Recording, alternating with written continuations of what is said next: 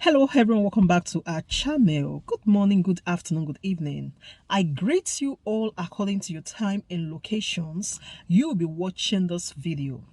Yes, my dear viewers, I am back again with another update. So guys, I have a video here I would like we all to watch.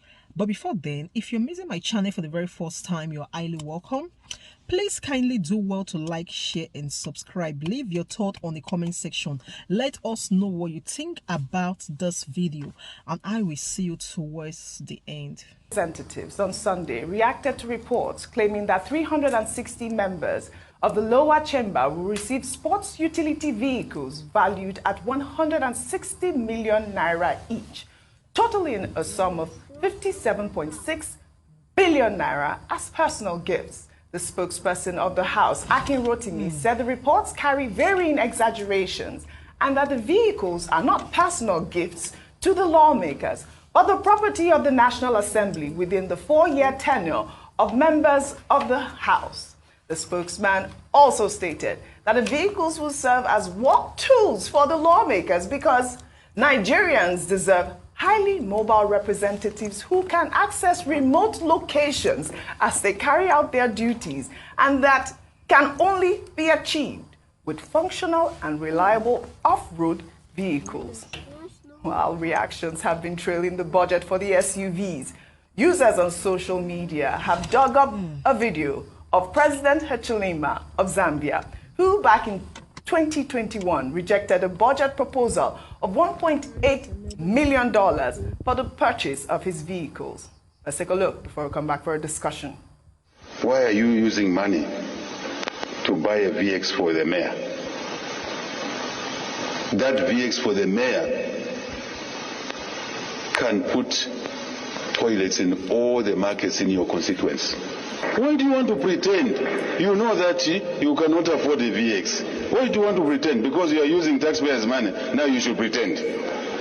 After the 16th of August last year, the system came to me and said, Mr. President, sign here $1.8 million. That near Chandalama, we ordered new vehicles. Your colleague ordered new vehicles. So now you sign because you need new vehicles. I said, why? $1.8 million for the president's vehicles? Are there no vehicles in status? They are there. Are they not moving? They are moving. Are there no wheels? They have wheels. I said, I will use those.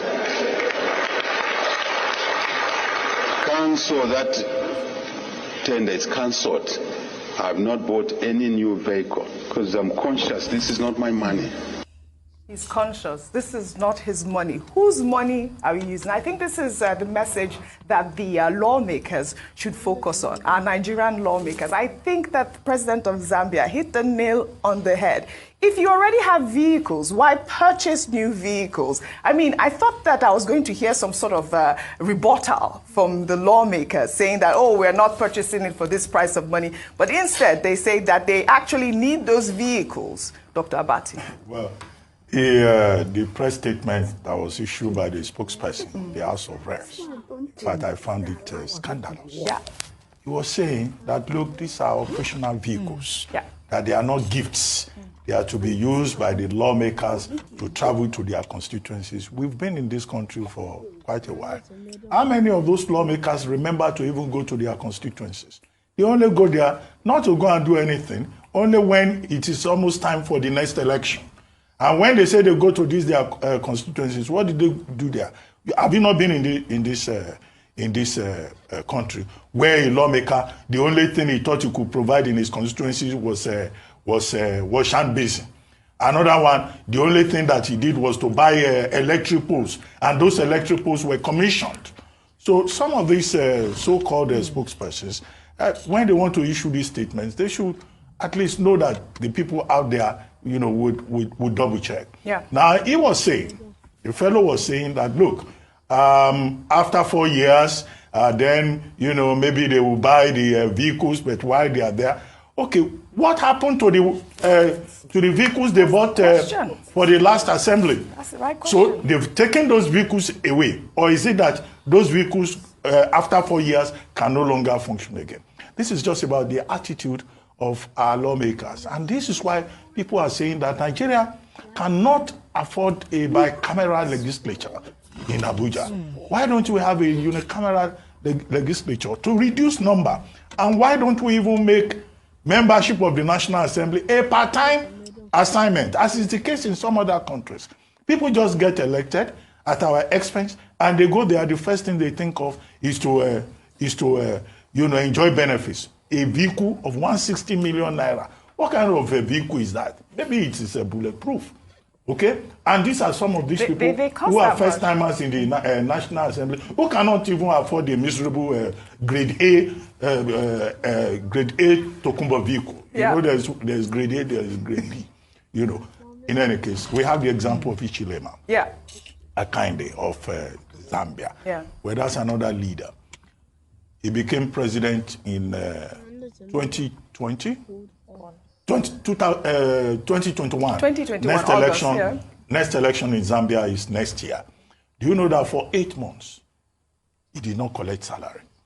And he said it's not because his salary was not available. It was because he didn't go there. He didn't become president because he was looking for money, right? He had run for that position about 5 times. Okay, he then won the 6th time. He said his focus was to retool the economy, provide jobs for the masses, particularly the youths of Zambia. Yeah. And he's been very consistent in that regard. But the opposition, they say, no, he made money from privatization. Okay, he could afford that because he has investments in agriculture and in other parts, so that's why. But what he's saying to other people is that you don't have to buy an expensive vehicle.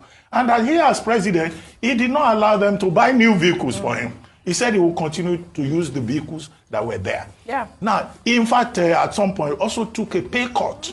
And we have had other leaders in Africa who took pay cuts. Uhuru Kenyatta, yes.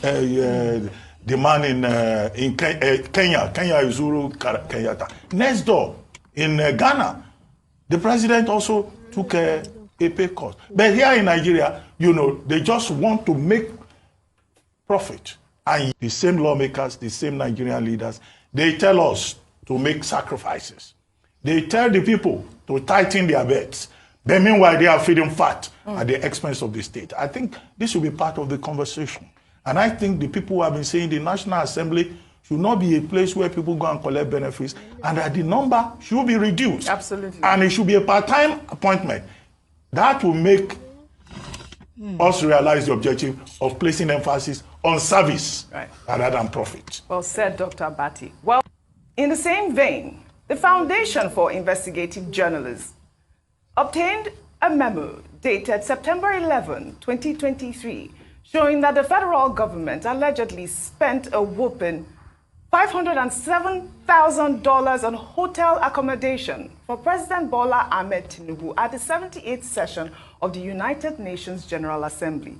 According to the memo, over $422,000 out of the total amount covered the cost of rooms booked for the president and his close aides at the St. Regis Hotel in New York from September 16th to September 23rd, and the remaining $84,000, which is 20% of the hotel reservation cost, was for incidentals. I mean, when Nigerians hear that amount, $507,000 in this economy, what that this means. was a leak. This was a leak, and I must put a caveat, we're here to independently verify this. But if this is true, it is every shade bad. Because we can't live in a country this way. When you tell the citizens to tighten their belt and you're frolicking with this amount of money, it's just very sad. It's this new level of madness we have in our country. But are you surprised, Oji? We're here sitting down that an ex-militant was going to be running for deputy governor. So the system that brings our politician in is rubbish in the first place. Intellectuals, clear-headed, peaceful people don't get to the top position. For you to get to the top position in Nigeria, you must have killed people with guns. You must be able to use gun, have an army to be able to destroy and kill people. We can't build a country that way. And that's why we are falling. We are sinking. Nigeria is at a precipice today. Look at the quality of our lawmakers. Many years ago, somebody said in the parliament was a former police officer, and he looked at the lawmakers and the senators and said, most of these people here, they've been in my cell at one point or the other. So it's not today that we've destroyed the country. In all of this, you know what hurts my heart so much? All of those cars the lawmakers are buying, the money goes to Japan. It's not Nigeria-made car. Yeah. Watch in the 70s, Nigeria had a partnership with Peugeot Automobile of Nigeria, and most government functionaries had to drive Peugeot cars. That same Nigeria, all of a sudden, the government functionaries said they must only drive SUVs. As of 1999, the governors that were just sworn in, most of them had Peugeot cars in their fleets. Peugeot 504, best line. All of a sudden, they say, no, it's SUV Jeeps. We are producing the SUV in Nigeria. Nord, Innoson, what's this guy's called? It gets to my head. All of them are producing cars in Nigeria. We will not buy from them. We will take the money to Japan.